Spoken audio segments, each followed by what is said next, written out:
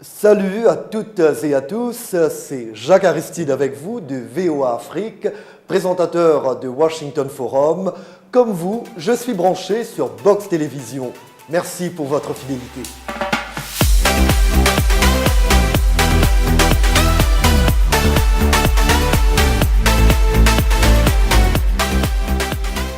Nous allons faire un petit saut dans votre carrière musicale. Vous avez, dès le départ, compris que vous devriez créer une musique. Et vous avez créé une musique. Aujourd'hui, c'est le mbala. Avant, les orchestres qu'il y avait ici reprenaient des tubes américains, français ou cubains, très souvent. Et vous êtes venu avec un nouveau son. Une nouvelle expression musicale. Comment est-ce que vous êtes arrivé à faire ça? Bon, je pense qu'il y avait une certaine hésitation. Bon, parce que, ne l'oublions pas, le Star Band commençait, le Khalam commençait. Mais il y avait toujours, sur un album, le Khalam avec le regretté Moussa Diong, quand il faisait là, c'est du mbala. Mais quelque part, il y avait une hésitation d'aller vers la chose, quoi. Parce que dès que les gens ils faisaient une chanson de demi-mbala, automatiquement ils font le rhythm and blues, ou ils font un morceau cubain et tout. Et donc moi je pense que bon, ce que j'ai fait, c'est que j'ai dit, bon écoute, moi ça, c'est une musique que je sens, c'est quelque chose que je ressens vraiment, et je ne veux pas tricher, je veux ressortir ça. Et donc je suis allé directement faire ce que je ressentais, c'est-à-dire le truc de Ngewelgi, toutes les choses comme ça. Donc j'ai insisté, j'ai mis par exemple là où on faisait pararam pam, j'ai dit tant tant din din tant. Donc j'ai changé tout de suite parce que quand on faisait quand on faisait des arrangements et tout, bah, par exemple tu demandes à Marc Sambou de faire un truc de cubain et de pararam pam, moi je dis non, bon, on laisse ça, on fait rant tant tant tant. Donc tu vois des choses comme ça. C'est comme ça que le mbala crée. Voilà, et on a commencé à... Quand le gars il joue le piano, il pense qu'il doit jouer le piano comme un cubain classique. Et tout, j'ai dit, bon, mbala quoi. Voilà, exactement. Donc, et c'est venu. C'est ça, c'est venu.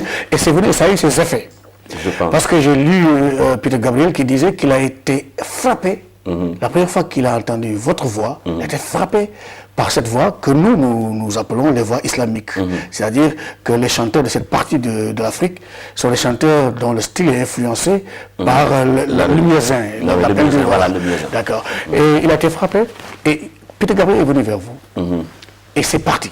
De là, votre carrière internationale s'est ouverte carrément et c'est parce que vous avez inventé une musique que c'est arrivé. Alors comment est-ce que vous avez géré ça? Au début, quand il est venu, est-ce que vous le preniez au sérieux? Est-ce que vous pensiez que vous alliez vous comprendre un jour avec cet Anglais-là qui habite dans les mêmes quartiers que les Beatles et tout ça? Est-ce que vous avez... Non, je ne le connaissais pas. Moi, je connaissais un peu Genesis. Genesis, surtout avec Phil Collins qui est bon. Le batteur. Donc je joue à Londres, on me dit, il y a un Anglais après le concert qui s'appelle Peter Gabriel, il vient me dire bon, toutes ces choses-là, ces références avec le muezzin, l'islam, la musique, toutes les choses comme ça, avec les rythmes africains, qu'il était très impressionné par mon concert. Et bon, après, j'ai dit oui, je suis un chanteur anglais. Bon, j'ai dit oui. Après, 3 jours après, je joue à Paris. Il vient à Paris, je me rappelle au Philoine. Donc, je joue, il revient. J'ai dit, ah, mon anglais là. Je l'appelais mon anglais là. Ça c'était Peter Gabriel de Genesis. Voilà. Donc, en ce moment-là, je connaissais Genesis, mais je connaissais beaucoup plus Phil Collins. Phil Collins, tout le monde connaissait Phil Collins. Voilà. Même s'il a remplacé Peter. Donc, je le connaissais. Bien sûr. Après, bon, il vient dans la loge, on discute et tout, il me rappelle des choses et tout.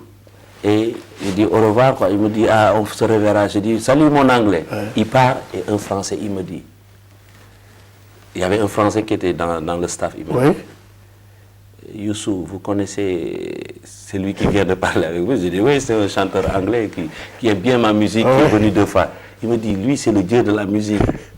C'est Peter Gabriel. Il commence à m'expliquer. Donc, j'ai dit, oui, mais il m'explique, c'est lui, c'est... lui, ce qu'il dit de toi, c'est incroyable. Donc, de commencer à... Donc, le lendemain, bon, j'avais retenu le nom, je demandais... Tout le monde me dit, Peter Gabriel est venu voir votre concert. Et vous... Donc, c'est parti comme ça. Bon, après, j'ai oublié. Un jour, j'étais à la Médina, il débarque. En short, il débarque avec Georges Acogny. Il débarque chez moi à la Médina. J'ai dit, mon anglais est là. Donc, il est venu ici, il est resté, je pense, 3 semaines. À l'époque, j'ai joué au Sahel. Il venait chaque soir voir. Et donc, quand je suis retourné à Londres, quelques mois, donc je suis allé le voir dans son studio. Et là, on a chanté sur des kilomètres de bande. C'est là où est née la chanson In Your Eyes. Et toutes les choses comme ça. Après, c'est sorti. Et puis, c'était l'ouverture. Parce qu'après, Paul Simon est venu. Paul Simon est venu. Peter avait parlé à Paul Simon. Paul Simon est venu voir notre premier concert à New York. Et le lendemain, il continue l'enregistrement de Graceland. Voilà, l'album qui avait beaucoup de problèmes parce que l'Afrique du Sud, toutes les choses.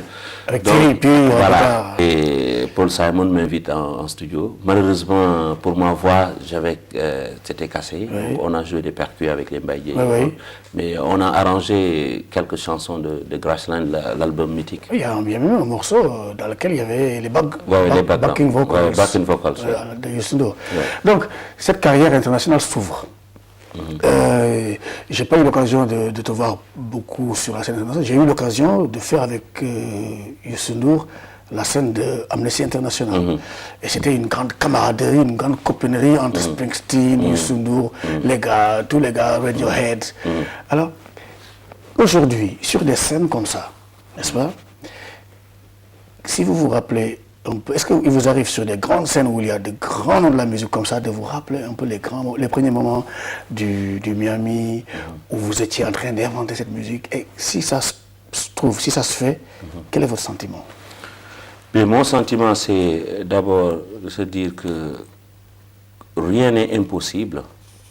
Il nous est permis de rêver, de se dire des choses. Et que chaque personne, où qu'elle soit, peut y arriver. Honnêtement, c'est le sentiment que j'ai. Des fois, quand je me retrouve, récemment, on était en studio avec Bono, avec Bono, Beyoncé, la jeune Beyoncé qui chante actuellement. Très prisée au Sénégal. Et donc, on était avec Dave Stewart, Eurythmics et tout. On était en train de faire une chanson pour aider la fondation Nelson Mandela. Donc je me suis rappelé de beaucoup de choses parce que moi j'étais toujours impliqué par le truc Mandela, donc je me suis retrouvé avec les plus grands musiciens en train de faire quelque chose. Écoute, pour moi c'est... Bon, ça je vais le dire en wolof, moi personnellement, moi je me dis, bon là Michael Jackson peut faire des choses, moi je peux le faire parce que je suis d'abord humain comme lui. Dieu nous a donné même peut-être plus, parce que dans les difficultés on y arrive, et eux tout est tracé dans la facilité. Donc même à la limite, bon, moi des fois je suis pas impressionné, hein. Bon, je me retrouve dans des situations, je dis que c'est normal parce que bon, peut-être on a le talent, mais aussi on y croit et on travaille. Très bien. Comment vivez-vous aujourd'hui, Youssou N'Dour, votre vie de star au Sénégal? Est-ce que vous marchez tranquillement à Sandaga? Est-ce que vous allez dans un Tangana tranquillement? Est-ce que vous êtes le Youssou N'Dour que vous voulez être aujourd'hui? Bon, je me plains pas. Bon, c'est vrai que marcher, des fois, c'est difficile. Mais bon, moi, la population du Sénégal, ce sont mes potes, quoi. Donc, les gens, même quand ils me voient dans la rue en train de discuter, ils viennent juste, ils prient pour moi ou ils me posent des questions comme ça. C'est très gentil, quoi. C'est toujours le temps. Voilà, donc, bon, des fois, c'est un peu difficile. Bon, quand c'est préparé, quand il y a un show préparé où l'artiste doit venir, les gens sont excités et tout. Mais je ne me plains pas. Hein. Moi, je conduis ma voiture dans Dakar, je vais voir des copains. Tu vois, les mêmes copains, les copains intimes avec qui on a grandi. Et, donc, bon, c'est vrai que c'est de l'autre côté, peut-être les gens qui avaient plus de moi à une époque où je n'étais pas très connu, ont moins maintenant parce qu'ils me voient moins, je viens les voir un peu moins. Bon. c'est ça, mais sinon, c'est une vie vraiment cadrée, naturelle, normale, et ça. Pas de starship. Alors, dans vos chansons, Youssou Ndour, quand vous écrivez une chanson, à qui vous adressez-vous?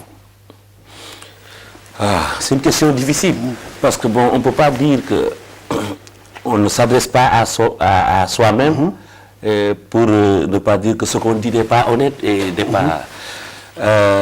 je m'adresse un peu à tout le monde dont je fais partie, parce que des fois je suis dans le public, je me mets dans le public aussi, parce que je pense que c'est important. Je parle à des situations que tout le monde peut vivre. Par exemple, quand je parle de l'amour, que j'étais la personne qui accompagne pour aller à la pâtisserie, les choses comme ça, qui a quelque chose à dire, qui veut dire quelque chose mais qui n'y parvient pas. Donc je raconte des histoires comme ça. Et je pense que je m'adresse vraiment à tout le monde. Et des fois, mes chansons, comme je le dis, c'est difficile pour moi de les expliquer au vrai sens du mot, parce que beaucoup de gens ont une autre interprétation.